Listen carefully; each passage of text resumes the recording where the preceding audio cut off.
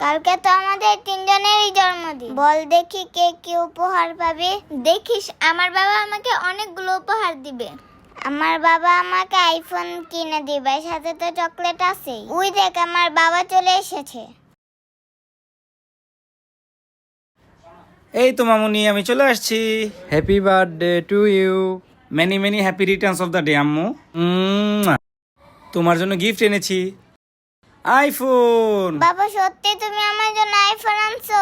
তুমি ওয়ার্ল্ডের বেস্ট বাবা। ইয়ে, এনো আম্মু। মামুনি দাঁড়াও, তোমার জন্য আরো গিফট আছে। এই যে নাও তোমার প্রিয় চকলেট। দেখছো সোনা আপু, আমি তোমাকে বলছিলাম না আমার বাবা আমাকে আইফোন গিফট করবে। আর দেখো সাথে কতগুলো চকলেটও গিফট করছে।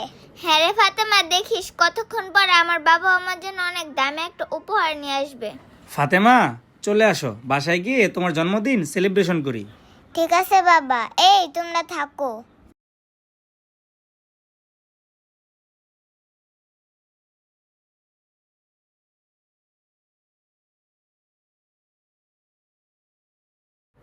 আরে বাবা এখন আসতেছে না কেন?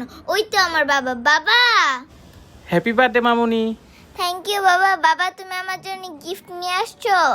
হ্যাঁ রে মামুনি, আমি তোর জন্য গিফট নিয়ে আসছি। এই দেখ তোর গিফট। দেখি তো বাবা আমার জন্য কি উপহার নিয়ে আসছে। আরে কি একটা জামা নিয়ে এসে পড়ছে, কত পুরান।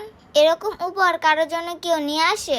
বাবা তুমি এটা আমার জন্য কি নিয়ে আইছো? পুরান একটা জামা। এই জামা তো ভ্যানে 300 টাকা করে পাওয়া যায়, তুমি আমার জন্য ভ্যানে 300 টাকা দামের জামা আনছো? আর ফাতেমার বাবা ওরে আইফোন গিফট করছে, আর সাথে তো চকলেট আছে।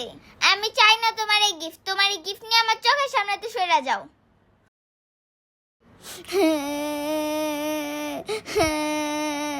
আহারে, কাছে টাকা নেই বলে মেয়েটাকে জন্মদিনে একটা ভালো গিফট দিতে পারলাম না।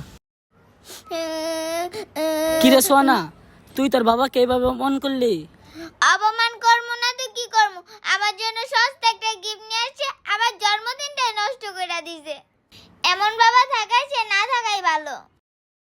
সোনা, তুই তোর বাবাকে এইভাবে অপমান করলি? আমার তো বাবাই না যে আমাকে একটা গিফট দেবে, আমাকে এসে বলবে হ্যাপি বার্থডে টু ইউ।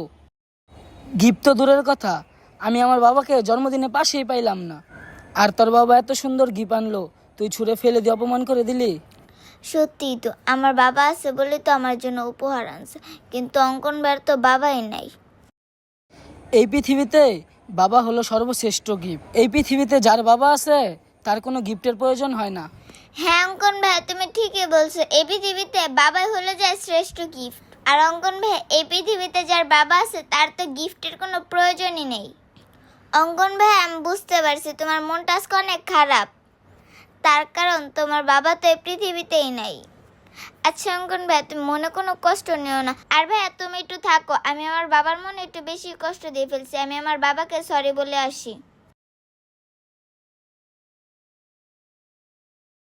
বাবা, বাবা। মা তুই আইসস?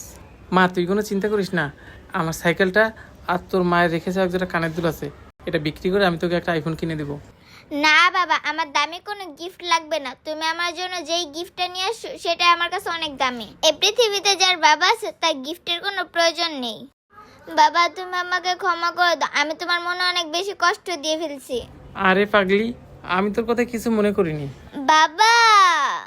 এই পৃথিবীতে যাদের বাবা নেই শুধু তারাই বোঝে বাবার কি মূল্য। বাবা হচ্ছে এই পৃথিবীতে সর্বশ্রেষ্ঠ গিফট।